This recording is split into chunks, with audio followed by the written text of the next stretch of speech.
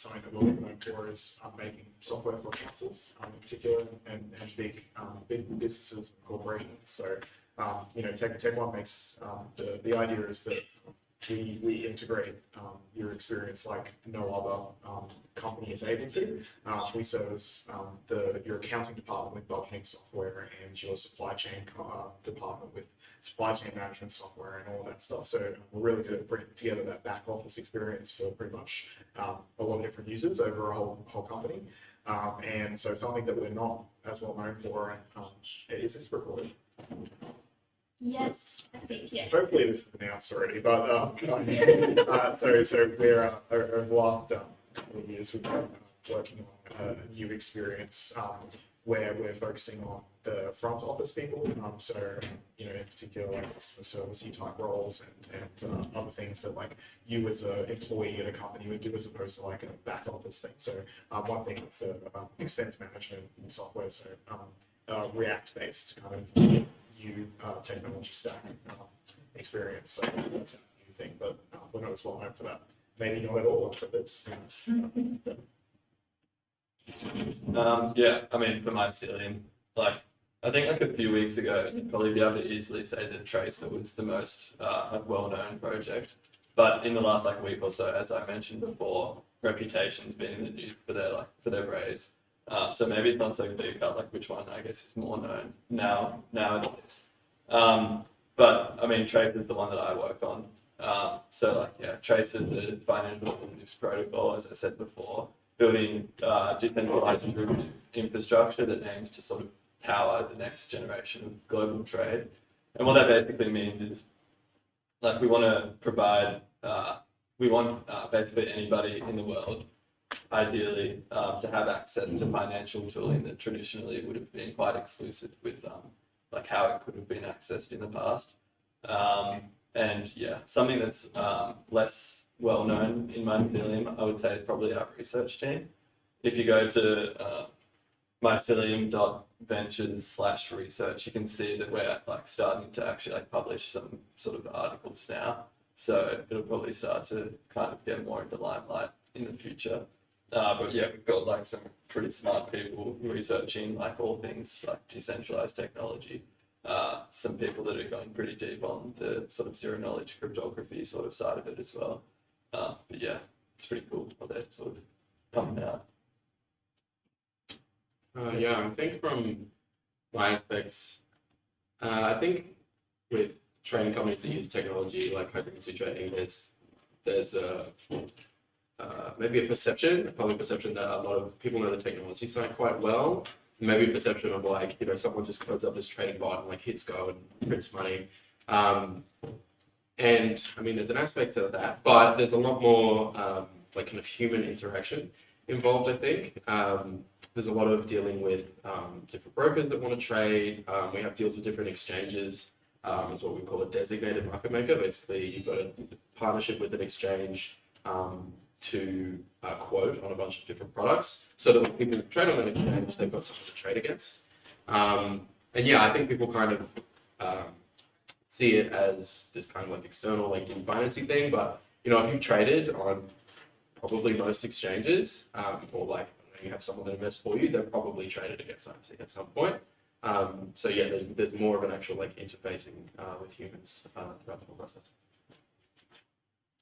So WP Engine, it's pretty obvious we're well known for hosting WordPress sites and working in the WordPress space. But I guess a couple of things that they less well known for are we have a huge R&D team. We're always innovating things. We've created a smart plugin manager, so if anybody's worked with WordPress and you know about updating plugins and themes and core, we automate all of that.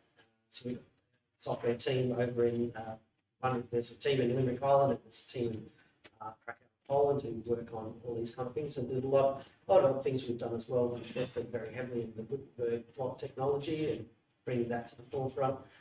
So there's a lot of things we do. We try and keep ahead of the wave, I guess, and find out what the next big thing is. Nice. Yeah, I guess that leads on to my next question, which is, what, in your opinion, sets your company apart from its competitors? Oh, I think with us, we were the innovators, and it's like, I guess, when you're the first, that's one big thing, but apart from that, we're always keeping, like I said, we're trying to keep ahead of the curve, we're always researching, innovating. We're usually the company that all the rest of the companies are following. A lot of the other companies, like imitate what we do, imitate the way we market and the way that we talk to customers and whatever features we do, you'll soon find other companies following suit. So I think that's the main thing. You've got to be first, and then you've got to keep innovating. You've got to keep ahead of the curve, and that's what kind of sets us apart. I'll copy that as well. Not for WordPress things, but no, Tech One competes. We have like a Brisbane-based software development team of a couple hundred developers and BAs and stuff, and we regularly compete with companies like SAP and other huge companies that have like tens of thousands of developers across the world, making the exact same product suites. And the way that we do it is by making really smart decisions about things we invest in terms of technical innovation and those types of things. So we did a really great job at really early on converting our software to run in the cloud and leverage cloud-first technologies, and that set us up really well to continue innovating moving forward. So I would definitely say that innovation is probably something that also sets Tech One apart from the rest of the competition. I'm also going to piggyback on that. I'm more innovative in a way. I think Deloitte Digital specifically, we've won awards recently for being part of like the top innovative companies. I'm not sure if you guys have heard of like the top 4. That usually involves like KPMG and EY. Like a list of top 10 with only 1 on the list of top innovators. And we are kind of like a one-stop shop for clients. Like I said before, we can brainstorm with the client from the very, very beginning and then develop all the way through. So, innovation. I'd say for Maxillion, like cross-pollination would probably be a competitive advantage, which is to say that we have all these different projects that work on different areas of like distributed ledger technology, but they can often complement each other. Like we've had a reputation to do things to help trade throughout. And obviously, like our research team will complement us with their sort of knowledge of different areas. And I guess like having a full house as well, like we have like a legal team, like all that sort of stuff as well. But I'd say cross-pollination would be one of our biggest sort of advantages over other, I guess, like blockchain technology companies. I'll say on the trading side, it is a really competitive industry we come from. On an exchange, it's first come, first serve, so latency is a really big thing. I don't think I can really say exactly all the latency stuff that gives us an edge, but I will say that we do have an edge and we're very competitive. I'll relay, I can't say this from my own experience, I've only worked on IMC, but we do have a lot of people that join from other competitors directly, so I'll relay what they say to me. I've heard that culture is a big difference at IMC. Other companies, I think, have a reputation of burnout, as well as less kind of, I guess, dev respect. I think traders tend to when people move to IMC from other companies is because devs can drive decisions more, and kind of lead the company more and just get more respect in general. So, yeah. I think it's quite a hard question to answer. Yeah. Because what you see from the outside in competitors is often only the outputs or the edge. So they may say it's something new in the product, but you don't know if that's the result of culture, if that's the result of innovation drive internally, if it's just one person had a project that they drove. So it's quite hard to compare. So what I'll speak to probably more is my personal experience from other jobs as well. But I think the way Atlassian looks after its people has been probably quite different. So over the last few years, it's been quite a tough time for everyone. So Atlassian's introduced a few things like there's a few extra sort of days off or exceptional circumstances leave and that sort of thing to take care of people. That's probably where I've come from. But I have seen Atlassian think something different.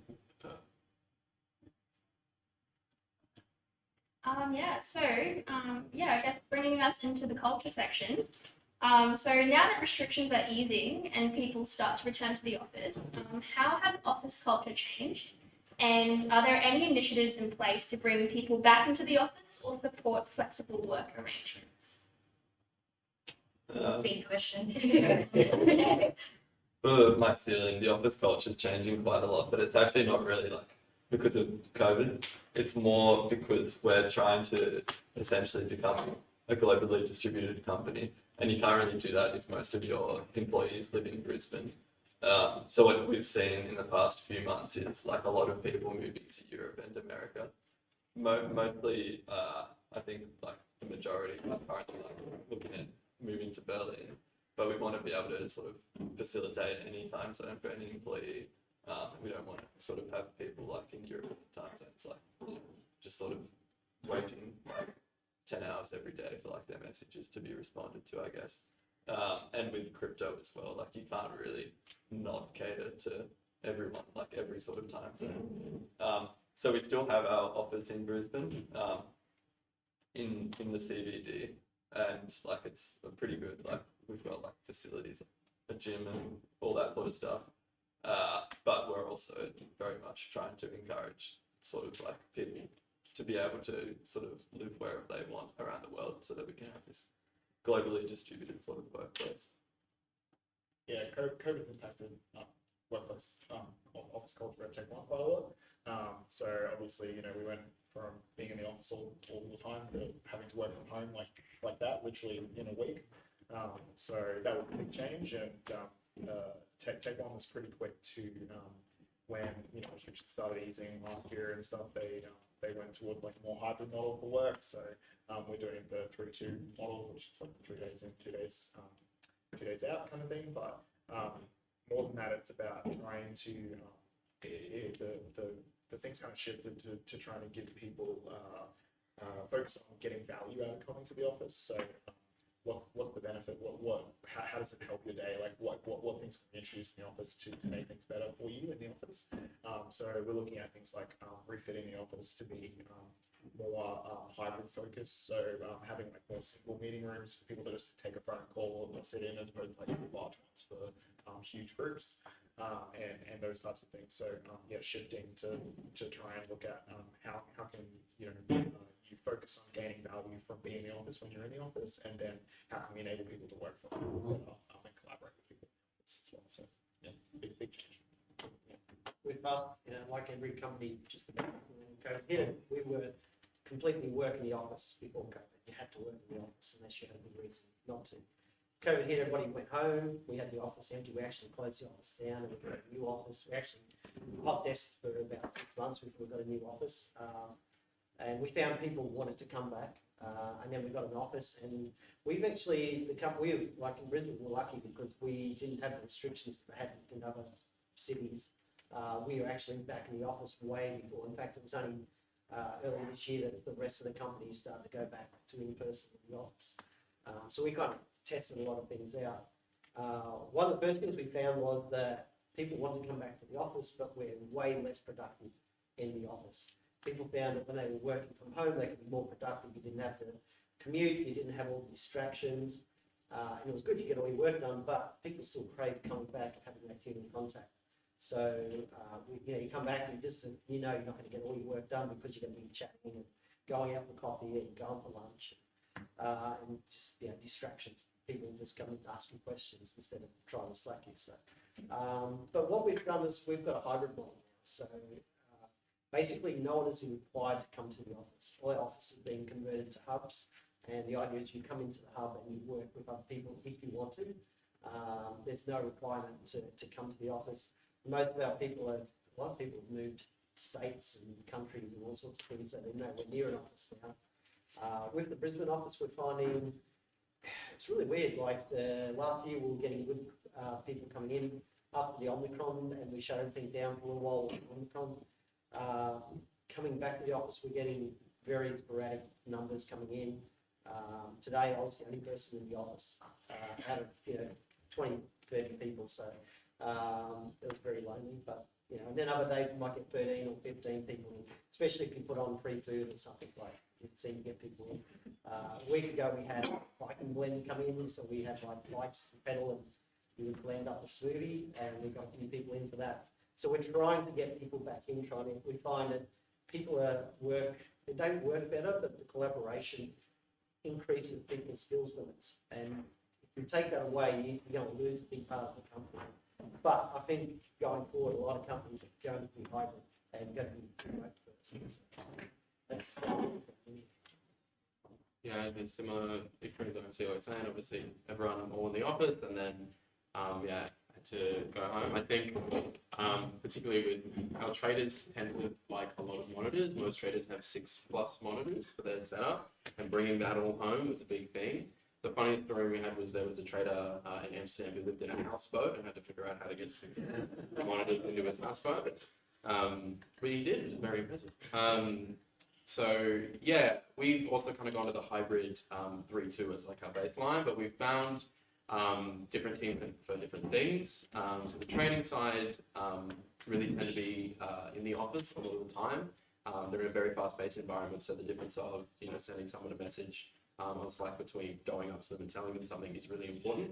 For other teams, like my team in software dev, we get a range. So I personally like to be in the office a lot, but we do have some devs that work from home full time. Some are not actually in Sydney. We have 2 or 3 devs in Brisbane right now. So, and that's kind of been enabled due to COVID, kind of showing that the flexibility can work and can work for certain teams. Similarly to what you were saying about Tech One, we're also looking at how to adapt the office that way. So a lot of the one-to-one kind of call rooms and things like that, and how to kind of adapt our teams as well. Because when everyone's working from home, it's maybe not so bad because there's everyone's dealing with it together. But when you've got maybe 2 or 3 people working from home, it's easy for those people to kind of get left out. So also changing your structures, your meetings and stuff like that to make sure that it accommodates everyone. I guess as Deloitte Digital is a consultancy, COVID hasn't really changed the way that people come in and out of the office because people work on different projects at different times. Pre-COVID, people would sometimes be in the client offices or flow down to Melbourne per se, depending on, again, the project they're on. So the coming and going of people into the office isn't unusual to us. But I guess the perk of COVID shutting down our offices is that there's so much more flexibility. You're not expected to come into the office anymore. And if you feel like you're not going to come in the office, you don't have to come up with a reason why. You just work from home. That's it. Like everyone's doing it.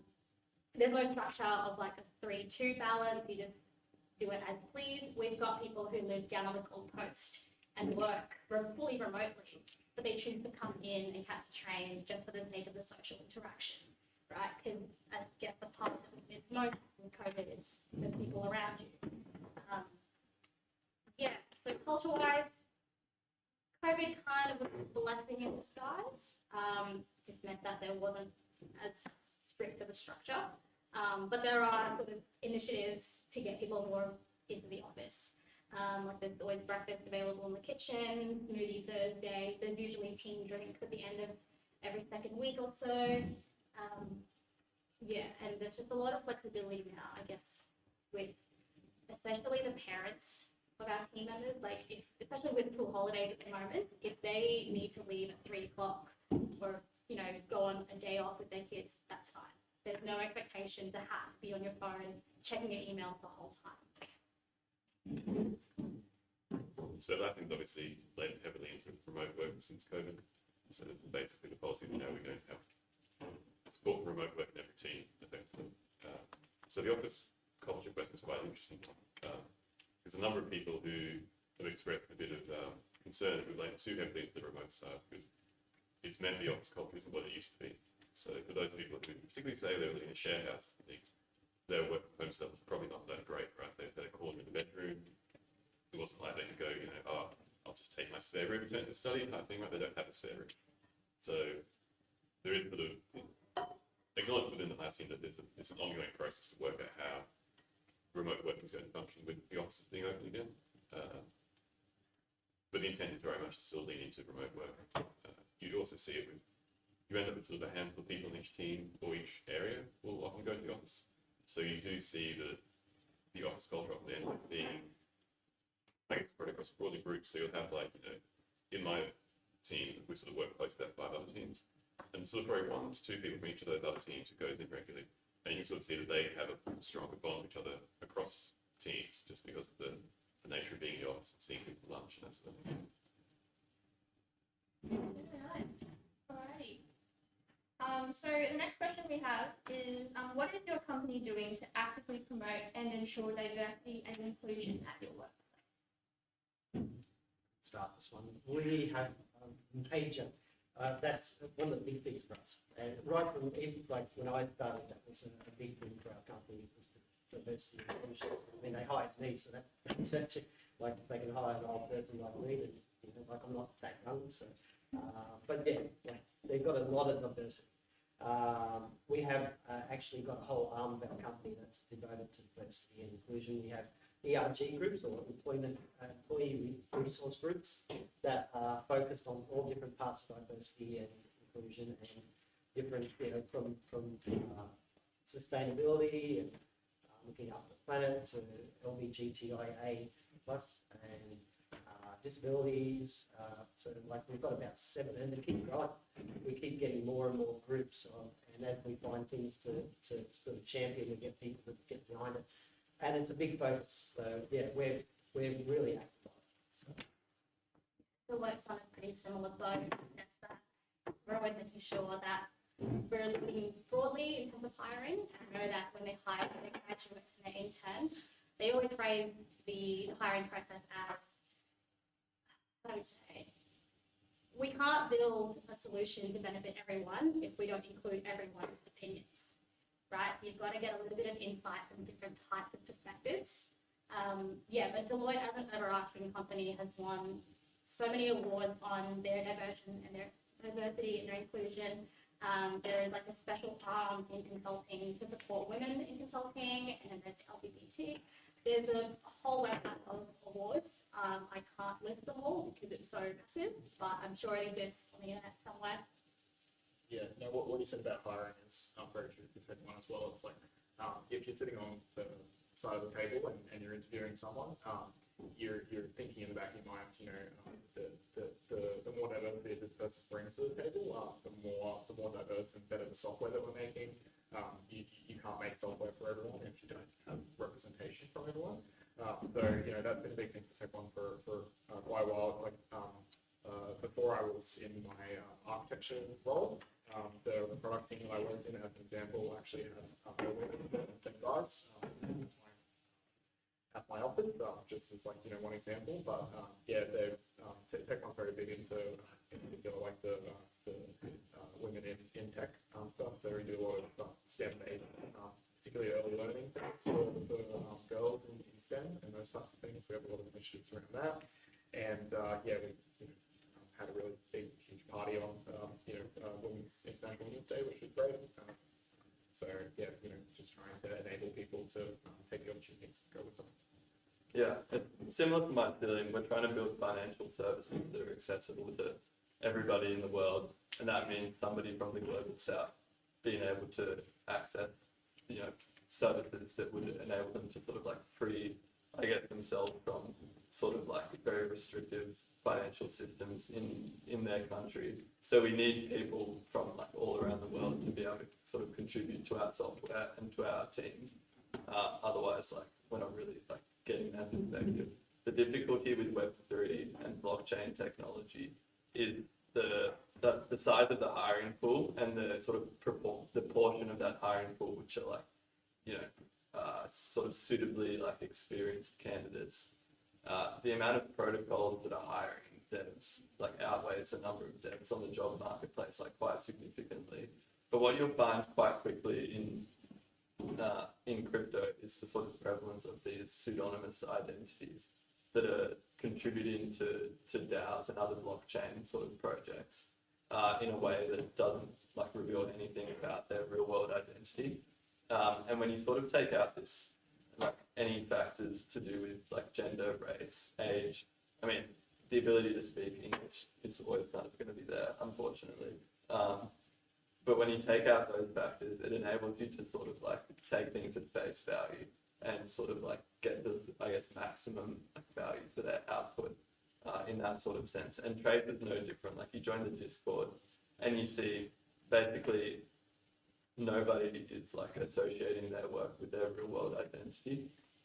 and you can join the Tracer Discord and like with a digital sort of like an online identity, and you'll be received in the exact same way that everybody else is. Yeah, I think IMC, we've kind of got both in the technology side and then particularly in finance, gender diversity is a real issue we see, and so it's something that we're really focusing on. I think we kind of put our effort in multiple ways. Some of that would be engaging with the community. I know we do work with Robo Girls and other things, sponsoring prizes, things like that. And then well as through the hiring process, like people have said, but having people aware and then also trying to kind of gauge sentiment with candidates, like what is it about the company that is appealing and maybe what isn't appealing so that we can change our culture internally. And then, yeah, once, you know, for the women that are in our company, making sure that we don't just forget, you know, once they've joined IMC. So setting up new graduate women hires with female mentors that can help them out and kind of share that experience has been pretty successful. And yeah, it's something that we're constantly looking at and we have been improving on. So, yeah. So I think we've got a diversity program as well. Tracking for a couple of years with, I guess, mixed sorts of success. So I guess what I'll speak to is the ones I've actually been involved with or know more of. So first thing probably is we have been doing better at measuring it in terms of people from underrepresented groups, what proportion we have both like split by technical teams or non-technical teams and geos. And not just looking at hiring, but looking at things like retention and promotion and making sure that it's not just the hiring case, it's also people getting the same opportunities to be promoted, to get good work, to get change roles and that sort of thing. So a few programs I've touched on is, you know, there's internal mentoring programs for women, and then there's things like Indigenous Australians as a coding camp starter type thing. So with I think it's about 10 or so internships who offered specifically to that group, so that it's like part of their coursework was to do this. So there'll be others out there, but those are the ones that sort of I've dealt with directly. Just add a little bit more. What I love most about you know, because recently hired graduate on the panel, what I love most about the diversity that Deloitte offers is that I didn't have to change who I was to fit into the company. I graduated last year and I was the president of the Women in Tech Society at QUT, right? So I'm very much in the space of supporting other females studying technology, pursuing all things tech. And that's obviously my strength. And Deloitte saw that in me and I've been able to continue it in the company. I didn't have to change who I was. As much as I'm looking for a job that I'm going to fit in, the company is also looking for graduates that are going to fit them and their culture. Yeah, some lovely answers from that today. All right, next question. So what is your company doing to promote sustainable practices or local community initiatives? Yeah, this is a big one for IMC. I think a lot of people working in finance, there's a lot of people who, you know, want to see the world become a better place, and sometimes working in finance, you don't really see that impact directly. It's quite a specific subset of work that you're doing. So there's a lot of work done within the company to kind of provide avenues for that. So we do have the dedicated charity team, it's based in the US office, that kind of work on different outreach. And then we kind of do a mixed group of global outreach. So like a portion of profits is donated to a different charity every year and things like that. And then on the more local level, we like to focus on the kind of the local initiatives and getting the office engaged with. So something in the Sydney office we do is Superhero Day, where for a local children's hospital we'll dress up as superheroes and like basically wear superhero costumes throughout the office all day. That's very fun. And yeah, things like that. The push-up challenge, which started recently, which is mental health awareness. Everyone gets down and does push-ups in the morning. Things like that, which really get people involved, I think is good. And then as well on the eco front, we also have a kind of dedicated team looking to offset the kind of people we have. A recent initiative actually was to kind of go back and track how much the carbon offset of the company over its lifetime, and then offset that 2 times, so that we can say that we've been like carbon neutral since, like the company's carbon neutral since forever. So yeah, quite a few efforts there to make a difference now. Yeah, Tech One's pretty much exactly the same. We have like a dedicated team called the Technology One Foundation. So it's the charity arm of Tech One, and we support I think it's 6 different charity partners. So some the local ones are like a place called the Smith Family, which look at education for kids and youth and helping them with school. And then we've got a local one in the UK, which is the Princess Trust. And there's a global one called Solar Buddy, who focus on building lights for children to be able to study at night in overseas countries where they don't have access to electricity.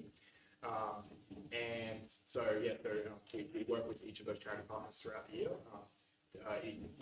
Different employees in the company, you can basically sign up to be as part of those groups, and we have challenges during the year, which is all to raise awareness and raise money for those types of things. Tech One's a big believer in the 1% pledge, so it's 1% of product, 1% of time, 1% of revenue or income.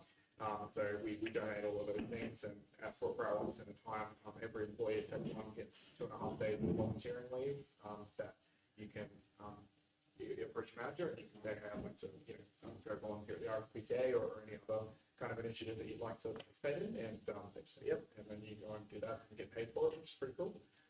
So that's available to every Tech One employee. Deloitte's not the same in the sense of you can still be paid to go do volunteering work. We have specific days that in the calendar called impact days, where you can choose to go do something like the Kokoda track and fundraise money, or you can do the push-up challenge. Some of the guys in the office have been doing push-ups during their stand-up meetings. So it's like very short stand-up meetings. They're quite literally on the floor with their laptops. You can donate blood, you can help out with like a charity project. I know that last Impact Day, I spent about a week helping a charity redesign and uplift their website so it made more sense to their customers. But there's also little things in our office to help with sustainability, like with reducing waste, different coloured bins for different things. And it's a huge firm, so there's a lot going on. Can't list it, but similar stuff. Well, with Maxillion, like when we were predominantly Brisbane based, we were doing things like, as a company, going and donating blood. We did the push-up challenge as well. Now that we're like globally distributed, we don't really have a geographical sort of locality that we can sort of like pinpoint, I guess. However, we still we sponsor a lot of sort of like events that aim to, I guess, like sort of help encourage like the growth of like the blockchain space in Australia. As far as sustainability goes, I mean, in the office, like we have like the different sort of like color pins and all that sort of stuff, but being part of an industry that's aiming to develop a more sustainable and efficient financial system with research in that area as well as development, hopefully we'll make an impact in that. So Dyson has simple programs that are running pretty hash that. I guess the interesting thing with sustainability is looking, sort of coming out of COVID, one thing that came out of the office was single-use things, because you had a lot of things to be washed. So, for example, when having utensils that got washed, having a lot of throwaway utensils. So that's been sort of a topic of concern. The other one in is probably airflow in flights as COVID sort of eases up. And we've sort of gone to this remote team approach. We do want to bring people together to catch up, but then it's also that question of emissions from flights, right? So there is an overall, I think, company target of 2030 for carbon neutral. Possibly having like data centers neutral much earlier than that. So there's an overall aspect there. I think it will be something that will evolve over the coming years. Yeah, our company, pretty much a lot of the stuff that's all been said, we do blood drives, we do a lot of charity. But I think the big thing for us, our company likes to make sure we're looking after the local regions that we're based in. So we've got, Boston and London, Limerick and Krakow and Brisbane. And the idea is that we find charities local to us we're passionate about, and we support those. And that's good. So we've got all these different charities all around the world we're working with. And once again, we like to, giving money is one thing, and the company matches. So if we donate $1, they'll donate $1. So if we donate 1,000, they'll donate 1,000. So it can add up quite a lot. But then also, we want to be doing things in person, like actually physically having charities, and also, so trying to give back in all the ways possible. So like one of the ones we've been working with is Bed Down here in Brisbane, and it's a startup charity, and they've been working with the homeless.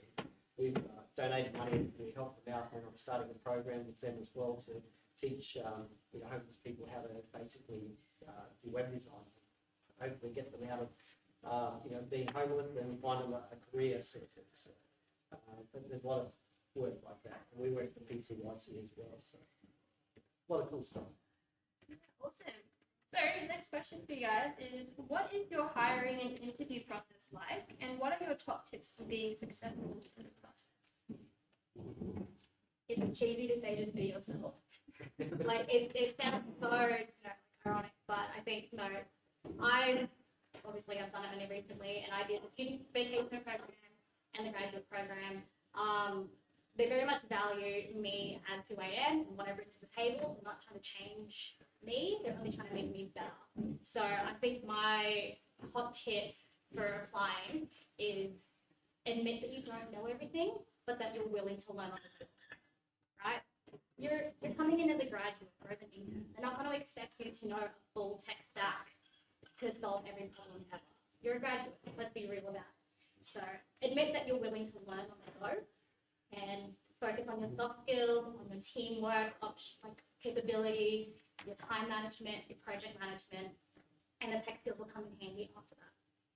Yeah, I mean, just for graduates, there's no expectation that you're going to know everything. A very high portion of graduates come out, at least for us, when we're interviewing, with feeling like they maybe don't belong, or they're not good enough for working at a company, but there's no expectation that you're going to come in with all the answers and stuff. So for the process for you guys to take so there'll be a job ad on our careers page, so you can jump on there and apply. You'll get the opportunity to do a coding test where you do a little project that you can spend your own time on. Don't feel like you have to spend days on it. It's not a day's project, it's just however long you want. And then we have an interview, and we're not going to expect you to get up there and put algorithms on the board, or come up with the solution to everything. It's not like that. It's really more about finding out who you are as a person and if you're a good fit. So with the be yourself, I would add to that. Just be relaxed. Don't feel like you're there's a huge amount of pressure and you have to perform and you have to behave in a certain way. Because the people who are reviewing you are very much software developers as well.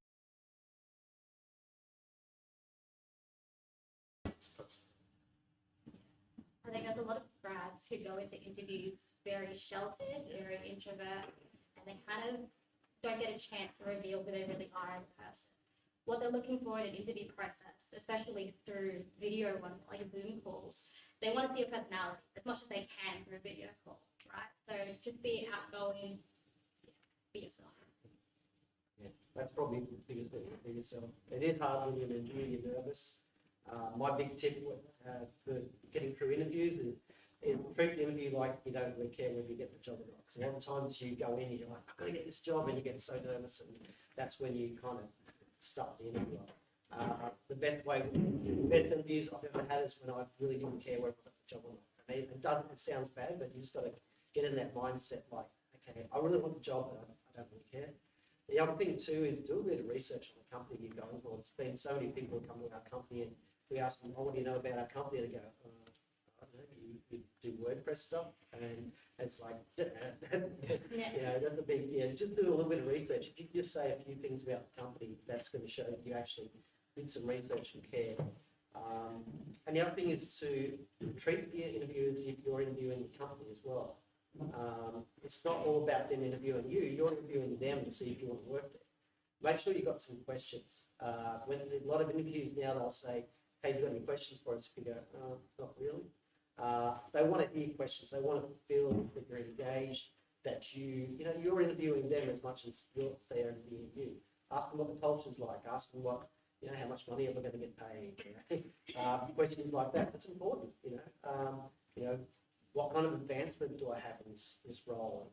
Things like that. Really think about where you want to go in this role. ask the tough questions? I would say, from my perspective, maybe it's quite a different thing. IMC, it's really kind of moving towards emphasizing the internship as a form of recruitment. So I'd say that's a really big opportunity. So there is an interview process for the internship as well, but it's good. We found with the interns, kind of like what you're saying about getting that two-way. We can find out if you're working for the company, and you can find out if IMC is somewhere that you want to work. Which we found is really good. There's also a thing we do called Launchpad, which is kind of like a 2-day boot camp where we kind of get some technical skills, and we try to show how some of the like technology skills that you have would be applied in this way, and then there can be fast tracking to interviews from there. So those are my two kind of like plugs if you want to apply. And then yeah, in terms of advice, I would say yeah, I echo what they're saying about personality is a big thing. I would also say we do have technical rounds in our interviews. It is a technical job. At least with IMC, like they give a good warning at the kind of things that they're going to be asking you about. So just prepare, like do a little bit of studying. Make sure you like look up the data structures, etc., that they tell you to look up, and you'll be fine. But yeah, just and showing that little bit of research, that little bit of extra time ahead, will just put you way ahead of the pack, I think. Yeah, I mean, with Maxillion, like a lot of the process is pretty typical. You apply, there'll be some interviews, and then you'll like get accepted or not. In regards to like the whiteboarding sort of coding interview, whether or not we do it depends on the sort of project that you're applying for. But at the very least, we like don't put very much of a weighting on it. What we put much more of a weighting on, as far as at least like in the context of Tracer, is like your level of interest in the space. If you can show that you've got like a decent amount of interest in like Web3 tech and like blockchains, that'll put you like a leg up above like lots of other applicants. So like if you're like really interested, like I don't know, like go and like read up on some of the more sort of influential like foundational like DeFi sort of things, like automated market makers, oracles, all that sort of stuff. And yeah, that'll like put you in pretty good stead, sort of thing. So the advice given here is pretty good because I won't add too much on that. Speaking of the Atlassian process specifically, they typically expect something like 3 product interviews and 1 value management interview, spread over probably I think a day for graduates typically. They might schedule over a few days. Yeah, I think the advice given is pretty good. I think I'd say if you get a chance to talk to the recruiter from the company, talk to them. They'll be able to guide you as to what roles are available. And supplies also postgraduate after you graduate. You're not going for a graduate role rather, where recruiters often have a number of different roles in mind. If you give them an idea of what you're looking for, they will be able to better suit you to the role, right? Get an interview with a team that sounds more interesting to you or that better suits you. So. I've just got 2 quick tips. Obviously, I haven't been on like the hiring side of the table in this process, but having been in your shoes only recently, just 2 quick hot tips. If you're in an interview and they ask you a question like name a weakness, and you kind of go, oh shoot, what do I say? Give them a white lie. Like a gentle, like, yes, it's a weakness, but it's not a bad thing that it's your weakness. So for example, time management. Like you might be a little bit peculiar or like paying attention to detail. So you might say that you're very tight on like paying attention to the little things, so your time management's a little askew. Or say that you're the competitive type. So it's a weakness, but it's not a bad thing. Okay. On the same token, ask them questions, like they were saying, get to know the company that you're applying for. I feel like recruiters or the managers that you're talking to always like the question asked, what's your favorite project you've worked on? Or what's your highlight of working in the company? Because then you get to see that could be you in a few years' time. When you're sitting behind the hiring table and you're looking at the new grads, yeah, kind of reflect on, is that who you would want to be in a few years? I think this question is a bit of a trap because as a hiring manager, you don't get much signal from asking that question. Yeah. Because everyone just says things like, I get too focused on my work, and I get work really hard, and I get tired. Yeah, don't say that. Like, don't say I work too hard as a weakness. Yeah. Yeah. But you'll phrase something like that, Yeah. right? I mean, I get too focused on my work, right? It's never, when it's asked, it's never asked very honestly either, so. It's true. Alright, so now I'm going to move on to some company-specific questions. So the first one is for you, Ben, from Atlassian. Does Atlassian face any particular challenges creating software tools for software developers as opposed to regular customers?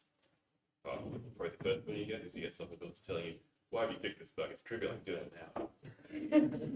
So you can see that support tickets every so often. Probably another thing is it does, because you do that really software for yourself, or sometimes the product side, people keep an eye on that you're not just solving your own problems. They're not just solving your own problems, or solve other people's problems as well, but making sure you don't get your focus too narrow. Yeah, that's probably the two nominations that. The first one probably joke, I think. It does sort of make it harder to broaden things out. Like, it's not that you can't, but it's very much baked into your products. And sort of the first target audience of software engineers or related disciplines. And it can kind of narrow what your what sort of solutions you explore, basically. Alright, and for you, Kimberly, consulting seems quite different to normal tech work. What makes, Yeah. yeah. I read that typo. I'm not too sure where that came from. Anyway, what makes business consulting special compared to working on one product for a long time? And what have you learned from working with business partners and clients? Again, haven't had that much experience in it, but from speaking to team members and what I look forward to is I kind of see consulting like group work. I'm not sure if UQ does like a capstone project at the end of your final year, like where you work on a real, a few nods. So you work on like a real client project, you get to talk with the real client and work through and bring their idea to life. That's kind of what consulting is in a nutshell. You kind of feel like a guest house. You work on a project for a few months, you give it your all, give it your love, you take care of it, hand it over, onto the next project. It's kind of like group work, but everyone pulls their weight, like you were saying. The fun part of consulting, at least for me, is that I get very bored doing one thing at a time. What I liked about uni, okay, the stress of doing 4 units wasn't fun, but having different assignments to work on, for me, that was fun. So getting to expand my skill sets in different projects with different tech stacks and different team members. I could also be on a project that's based in Melbourne or in Sydney. So getting to meet team members from other cities as well. And depending on the project, you could also be flown down to those cities to have like client workshops and stuff. So there's always room to grow because you're always learning new things in new projects. In saying that, you can also be on the same project for years. There's a senior consultant who has been on the same project for like 3 years since they started as a grad. And that's just because it's a big project. But if she ever gets bored of that, she can just sort of hop off it, do a transition to pass over and try something new. So your skills don't ever go to waste because there's always new things to learn. Yeah. And next for you, Ruben, what level of interaction do software engineers at IMC have with trading and the underlying financial markets? And does this lead to interesting challenges that you might not be able to find at other companies? Yeah, this is kind of twofold. So before I was talking about how we've got a full stack, there's kind of two different aspects of trading that we tend to interface with. One is the really low level sending orders to the exchange as fast as you can. And so kind of the unique aspect there is there's hardware involved, FPGA development, if anyone has done stuff like that. Like if you're into like shaping clock cycles of things or like really looking at like microsecond performance or lower, then that is kind of a unique aspect that I think other companies it's like not worth shaping every second of. So that's interesting. In terms of kind of my side, I work at a higher level kind of market analysis software level, and so there's a lot involved there in talking to traders and understanding trading theories. So things like different products, what impacts the price of these, and kind of developing an intuition. Most of the people at IMC hires do not know anything about this. Most of the devs that they hire don't know anything. And then we have kind of 6 to 8 week program where you kind of get up to speed, both on the dev side, but also the training stuff. And so that's really interesting, but comes with its own challenges where you're kind of learning all this stuff on the fly, but it has its perks. If people remember like the GameStop thing that happened like last year with GameStop like skyrocketing, people called it a gamma squeeze. you can find out what a gamma squeeze actually is. And so that's kind of the opposite. But yeah, it comes with its challenges because I didn't know anything when I joined. So yeah. Alright, so the next one is for Sam. So as a company that is based in Brisbane, where do you see Brisbane fitting into the larger technology company landscape in the future? Yeah, so this is a good question because yeah, Tech One is a pretty international company as far as it goes. We have offices in Malaysia.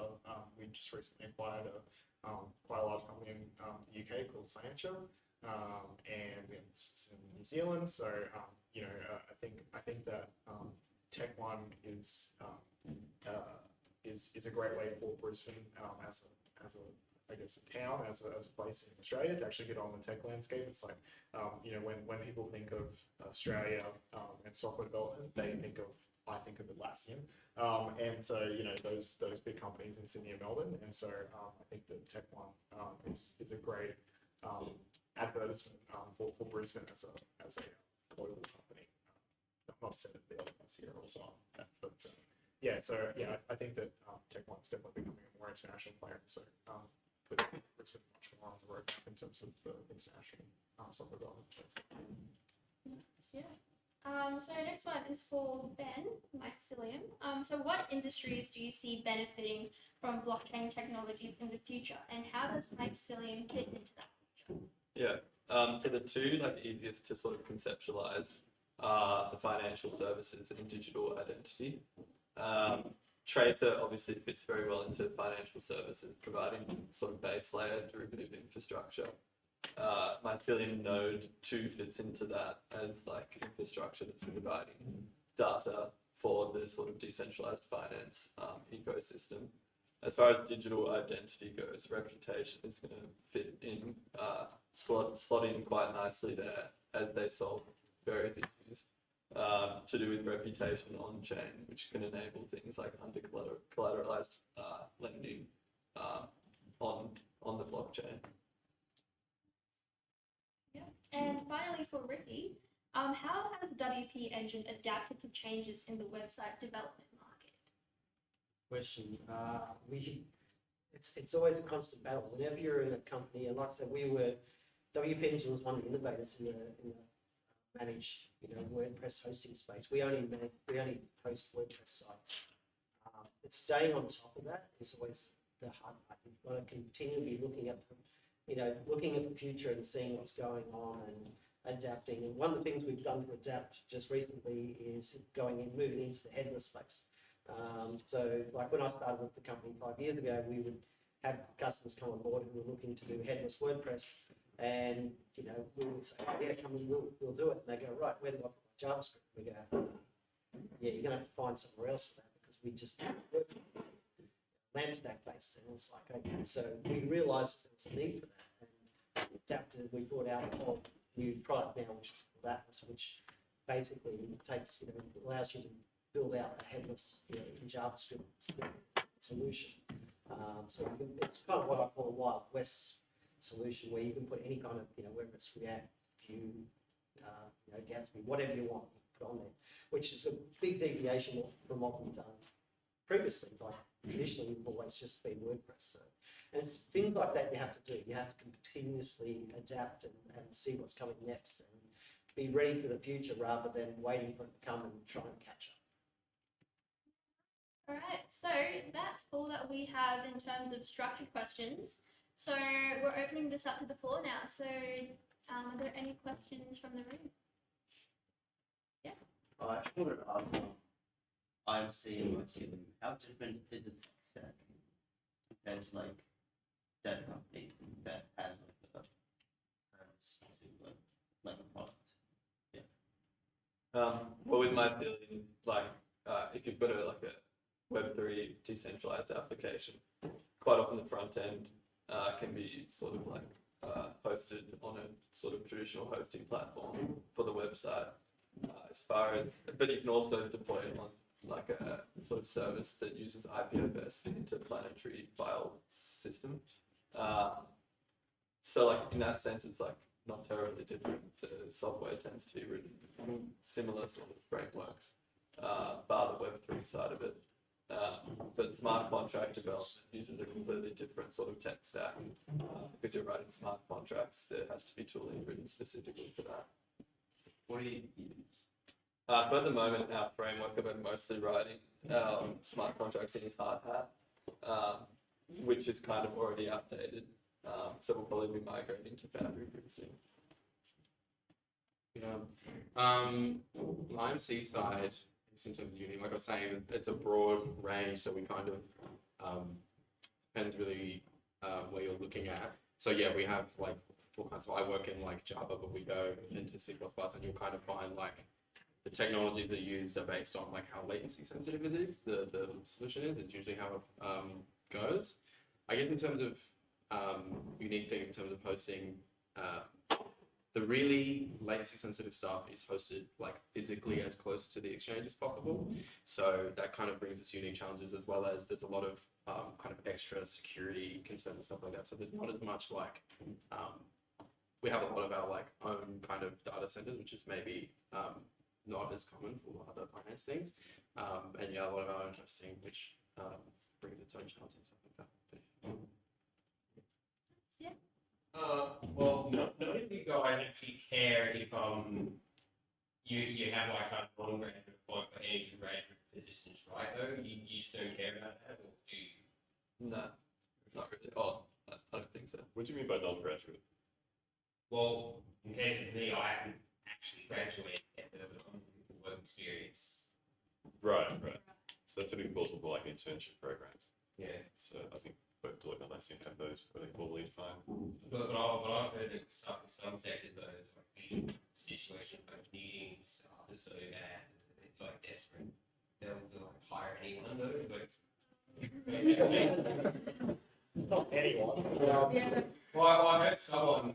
I heard my dad said like they play works like some departments like so desperate for staff that they're like resorting to take people actually. So like, There are like, because there are some people I went to uni with who we got to like the last semester and they started scrambling for jobs, right? Because they're like, oh shoot, I left this last minute. Let's just find whatever I can. I know with Deloitte specifically, and being that I did all the student programs available, Deloitte hires very, very early for their interns and their graduates, and that is in a sense that they want to lock in the talent early. Like if you had the initiative to look into the job and apply quick, it means that you've got the drive. Like you must have gotten here somehow and must have heard about it. In terms of timeline, we usually hire for graduates a year and a bit before you graduate. So for example, if you're going to graduate at the end of this year, probably start looking into applying for Deloitte now.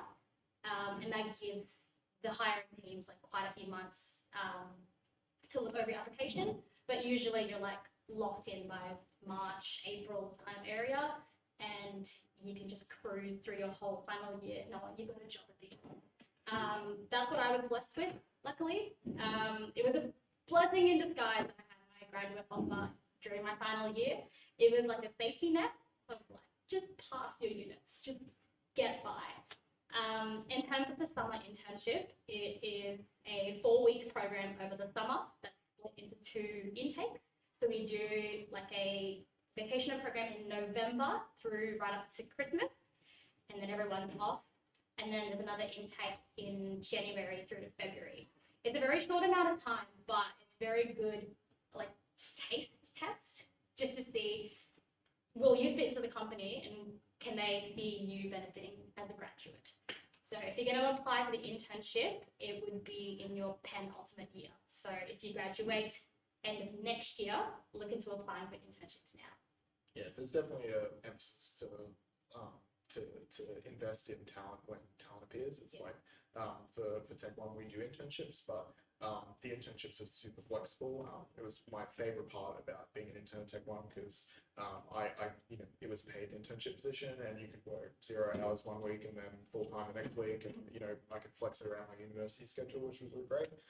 But it was really about that connection and investment early on in my career, so that they had already built this relationship with me when I was close to graduating. So yeah, there's definitely an emphasis for a lot of companies, I think, for the internship to try and invest in that talent early and create that connection. Yeah, I did similar by doing 1 day a week during my second last semester of uni, and it was beneficial that I got to have industry experience while I was still finishing my studies. I noticed that I approached my assignments a little bit differently than, you know, as QT quotes the real world and all of that. I properly got a sneak peek of that and managed to put it into my work at uni, thrived in that, applying those skills now at work. I think it's interesting to mention though things like take, because I think that ties into the earlier question of underrepresented groups, because that's one thing we've found is that people from other underrepresented groups often have different paths. They don't have a traditional path of going to university. So I'm not criticizing you here, by the way. I'm just saying it's an interesting topic to raise. People going through take often, you know, they may not have the same access, let's say, or they've come through different paths. So it's not just, you may just need to provide more support for those people. In terms of hiring people pre-graduation, I would also be careful about that. In terms of, you know, 10 years from now, no one's going to look and ask what degree you have, right? But if you sort of took that opportunity and you sort of came out a year later, like these guys suck, their work, you know, their conditions aren't good, you may find yourself in an awkward position where it's kind of hard to go back to uni after you've been working for a bit. But then you also don't have a degree that, you know, people might still ask to see for a graduate program. So, you know, but work experience is great if you can get it. So. Yeah, I personally, I never went to uni. I actually worked in a factory for like 20 years of my life, working at driving forklifts and things. And when the factory shut down, I had to get a new career. So I decided to be a web designer because I thought that'd be a good career. And watched a lot of YouTube videos and went to a lot of meetups and things and taught myself. And I ended up here. It's a long, weird story, but.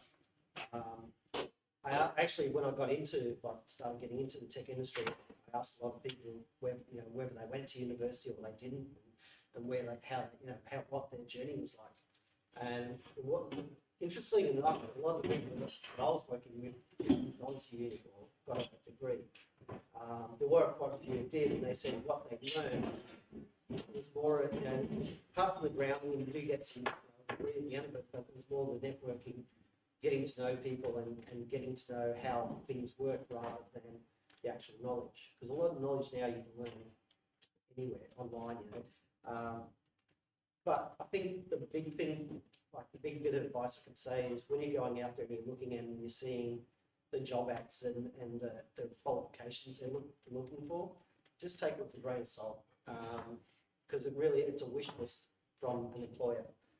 Sometimes it is pretty solid. They do need certain requirements, but a lot of times when they're putting that out, when I went for the job here at WP Engine, I looked at the job requirements and what they wanted, and I wasn't going to apply because I thought there's no way. No, I had none of the qualifications, I had none of the experience, and I just thought there's no way. No, I'm going to get this job. And in the end, I thought, well, I've got nothing to lose. If I go for the job and I don't get it, I'm no better off than what I am without applying. And I went for it and I got it. Mainly because people are, like, a lot of companies are looking for the right people, not the right qualifications. If you've got the drive, if you've got the passion, if it's something you really want to do and you present yourself well and you do your research, and that's going to count for more than a lot of other things.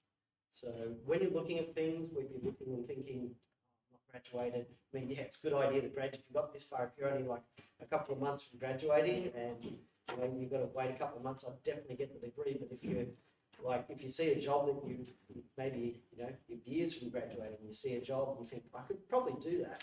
I need to add this. It's a little bit complicated because, well, at least I'm doing an engineering degree though, and as part of the requirements, it's like a requirement not of the uni, but actually of the Engineers Australia, the engineering professional body in this country. They require you to do at least 250 to 450 hours of professional practice before you even graduate with an engineering degree. So that's actually a hard requirement. Yeah, and there's going to be requirements out there that you will have to fulfill. That's like that. It's additional yeah. complication. just make sure whatever you're going, if there is some hard requirements, you know, like if you're going for a truck driver license, you know, truck license is required kind of thing. You know, there's always requirements, and then there's some soft requirements. And once you figure out what the soft requirements are, and even if you don't go up for the job, just go for it. And at the very least, you'll find out why you're not going to get it and can hone your skills later. Yeah. So just going for, I think as you've said, you can just ask questions before we apply as well. If you can get a contact number, because as you've pointed out here, it's they're going to say they want to say 3 years of React experience. Let's say you don't know necessarily whether that's because they've got a client who needs 3 years who's got a React project going right now and needs someone yesterday to do some coding, or if it's I want a web developer and I just put React down because it's a big framework.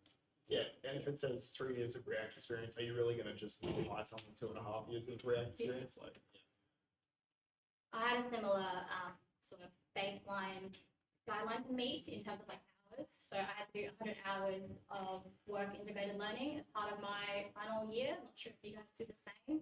Mind you, my degree was like creative industries, but I had to do 100 hours of internship to pass the unit in order to graduate. And Deloitte was very supportive in that I got to do 1 day a week during my semester after my summer internship. So they very much liked what they saw, and they were flexible enough because they knew that, well, to get the graduate job, she needs to finish uni. To finish uni, she needs to do this 100 hours. So here you go, we'll take you in 1 day a week and we'll support you to get you to, you know, full-time work. But it wouldn't credit your internship, like UQC. Pardon? They wouldn't credit the internship, we had to actually do it during the semester. Yeah, I've heard about this UQ versus QT thing with the hours. Because a friend of mine who did the internship with me, they could just submit their pre-done hours as their internship, and that was signed off. So they got basically 1 unit away during a semester. Yeah. QT was like, you can't do that. You need to do it during the semester. You need to prove that you're like basically time log it. Yeah, like clocking in and out of shift. Yeah. I couldn't put through my precinct hours. Yeah. It was a great experience nonetheless. Like, I'm glad it worked out that way because I was coming back at the beginning of next year anyway as a graduate. Sounds almost like teachers to have like these like submission policy at EQ versus QT from what I've heard as well. Look, I graduated right before they changed the policy to like 48 hours, so I know nothing about it. But yeah, it was a blessing in disguise, I think, for me to do 1 day a week because I got to keep in contact with the team as I was coming up to my graduation. And it meant that by the time I came back as a grad, they already knew me, they knew my name, they knew what I do, and it was like coming back to family. I didn't have to reintroduce myself again. Yeah, are there any other questions? Yeah. Hello, when I'm programming, I struggle with the serving questions, like I'm making a project, and like, is there a way to overcome these problems? So which What was the problems? question? When I'm programming, I struggle with like serving questions, like I'm making a project. Like, is there a way to overcome this problem? Did you say serving questions or Or serving questions? solving? Solving or Like serving like programming questions. solving programming questions? Like for the interview processes and stuff. Not just like just normal programming problems and stuff, like how do you solve them? Yeah, Stack Overflow. Yeah. Yeah, that's pretty much it. Google is your friend. Yeah. Yeah.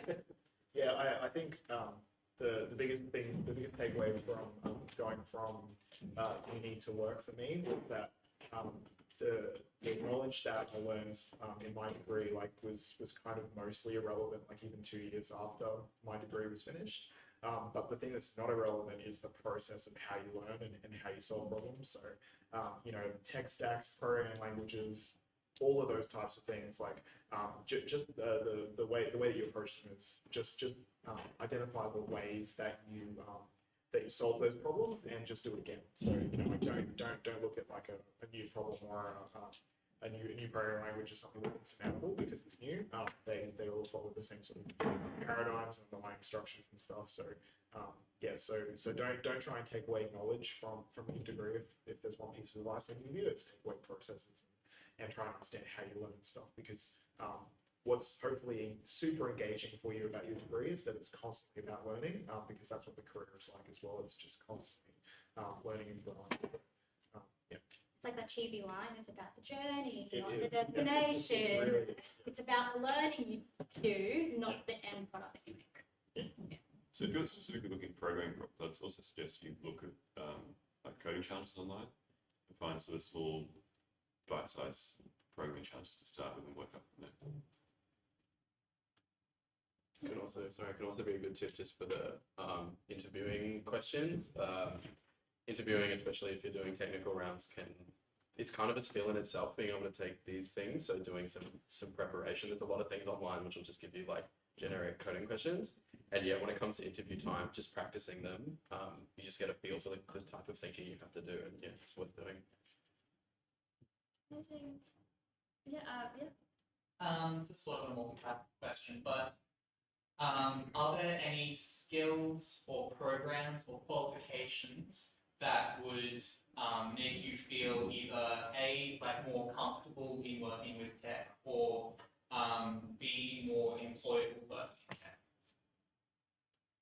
Really depends on where in tech you're going. And working in tech is such a massive industry. There's so many different parts to it, so it's hard to give like a general. I guess learning things like Jira, for example, Jira gets used a lot, and the tooling is probably one of the big things to learn, rather than the code itself. Yeah. Yeah, I think for when you're interviewing and when you're interviewing someone, it's awesome to see things beyond a degree or just qualification on it. So it's even like with UQ, for example. I think the course is called, I don't know if you guys do it, it's like Deco 2800 or 3000, one of those, where it's a big project course where you'll get together and you work in like pseudo product teams and work on coding a solution, part of a big project. And if you can talk to that like in an interview and explain like why that's beneficial and how that helped you and what that was like, that experience, that's worth a lot. But also like open source contributions and stuff would be something that I'd look at on the resume and say, hey, let's talk about that. That's really interesting. It shows that you're interested in it. The reality is like if you're trying to make yourself more comfortable with code, if you try and do an open source contribution, it's going to go terribly for you. They probably won't accept the code. It'll probably be rejected like 100 times. But that's a learning experience in itself. And then the next time you try, you might only get 50 rejections. So then it'll get better. So I'd just say start. And if I could plug one of the big things that drew me to Tech One as a graduate was that Tech One has a lot of really experienced developers that I could learn from. So I didn't feel like it was, if you look at smaller startups, there's, often a bigger responsibility put on each individual developer because there's less of them. But when you're working with a bigger company, you get a bit more of guidance and I guess training them and stuff. Mentorship. Yeah, mentorship's great word for it. So yeah. Yeah, no, like echo all of what they've said, but also just like anything you're interested in, just like spend time like tinkering around with it, figure out more things about it. Yeah, you like your own projects, like it's open source as well. It's like just like a small solo project. It looks really good on a CV as well, even if it's like super basic. It just shows that you've like showed some initiative to learn something, and I would say it's the best way to learn something. Like I've learned most of the web stuff that I've done just from being like, I don't know how this works. I'm going to make like an extremely basic web server that like sends text back to me, but you learn just by doing it. So yeah, literally any code checked into like a Git repository that you wrote would be really cool. Yeah. With Deloitte, because it's a consultancy firm, the bonus of having weird niche backgrounds is that you bring a special part to the company. So within our Deloitte digital team in Brisbane of about 60, most of our backgrounds are in tech and business and marketing, but we have niche ones, like someone was a drama major, someone did fashion, someone did regional town planning, someone did industrial design. And that's not to say like that skill's useless. That's actually contributional because you're bringing in a different view. So with consulting, especially because the projects change from time to time and you never know what to expect, you never know what skills are going to come in handy. Yeah. All right, and we probably have time for one more question. Oh, and now they're pop-up. wow, it's like all at the same time. Yeah, it's a fight to the death now. Highest hand wins. Yeah. I was just going to say, first of all, thank you all for coming. I didn't learn a lot. I'm just going to ask, can you guys please tell me that I won't eventually need a pair of glasses behind a computer screen? I think you'll find when you turn 40, you'll need a pair of glasses for being nearsighted. You might need contacts, if that's better. Alright, so I guess that's a great way to end our industry panel for tonight. Thank you everyone for coming. So you guys are hanging around for pizza afterwards. Yeah, so if you have any other questions you'd like to ask them directly, feel free to hang around for pizza and ask those questions. And yeah, that's pretty much it. Thank you.